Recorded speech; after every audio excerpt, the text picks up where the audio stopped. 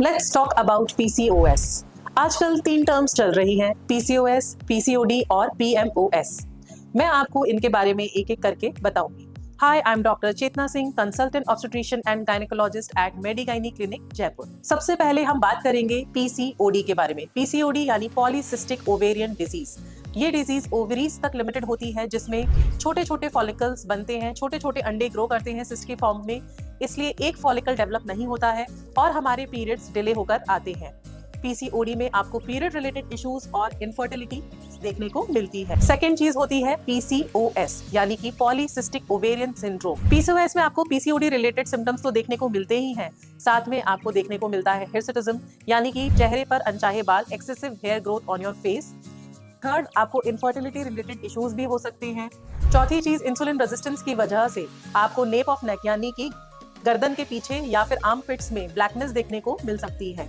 पांचवी चीज, आपको इंसुलिन रेजिस्टेंस की वजह से वेट गेन हो सकता है और आपको टाइप 2 डायबिटीज का भी रिस्क होता है। तीसरी चीज है पीएमओएस यानी कि poly endocrine metabolic ovarian syndrome. इस टर्म के अंदर मेटाबॉलिक टर्म को इंक्लूड करा गया है क्योंकि पीसीओएस सिर्फ ओवरी से रिलेटेड डिजीज नहीं है, इसमें हमारा मेटाबॉलिज्म भी डिस्टर्ब होता है। टर्म तो बदली है लेकिन इसके सिम्टम्स सेम है, ट्रीटमेंट सेम है, लेकिन क्योंकि आप इसको बेहतर समझें कि इसमें हमारा इनहेरेंट मेटाबॉलिज्म गड़बड़ है तो हमें इसको भी ट्रीट करना है, तो अब टर्म है पीएमओएस।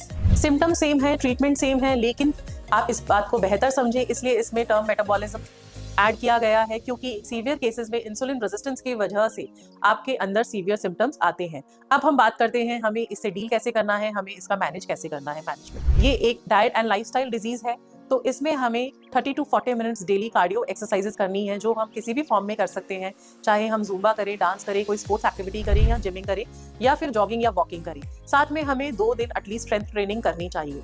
सेकेंड थिंग, हमें अपनी डाइट में वेल बैलेंस डाइट लें और अपने मेटाबॉलिज्म और बीएमआई के अकॉर्डिंग अपना डाइट चार्ट फॉलो करें। साथ में हमें इसमें प्रोटीन की मात्रा भी बढ़ानी है। तीसरी चीज, ये एक क्रोनिक इन्फ्लेमेटरी डिजीज है तो हमें बहुत ज्यादा प्रोसेस्ड एंड पैकेज्ड फूड या हाई कैलोरी फूड नहीं खाना है। चौथी चीज, हमें पानी खूब पीना है, हमारे बॉडी का हाइड्रेशन बहुत अच्छा होना चाहिए जिससे कि हम अपना इन्फ्लेमेशन दूर कर सकें। खाना खाने के बाद 20 से 25 मिनट वॉक करना बहुत ही जरूरी है, इससे हमारा इंसुलिन लेवल बैलेंस होता है। छठी चीज, हमें नींद पूरी लेनी चाहिए, एटलीस्ट हमें 5 to 6 आवर्स की नींद प्रॉपर लें जिससे हमारा स्ट्रेस लेवल बैलेंस होता है और कॉर्टिसोल लेवल बॉडी में मेंटेन रहता है। और ये सब करने के बाद भी अगर आपको दिक्कत आती है और आप पीसीओएस से सफर कर रही हैं तो आप मेडिसिन के लिए और मैनेजमेंट के लिए अपने गायनेकोलॉजिस्ट को संपर्क करें, उन्हें जरूर दिखाएं। और अगर आप पीसीओडी रिलेटेड इनफर्टिलिटी से जूझ रही हैं तो आपको जरूर दिखाना चाहिए क्योंकि इसमें कंसीव करना कोई मुश्किल बात नहीं है।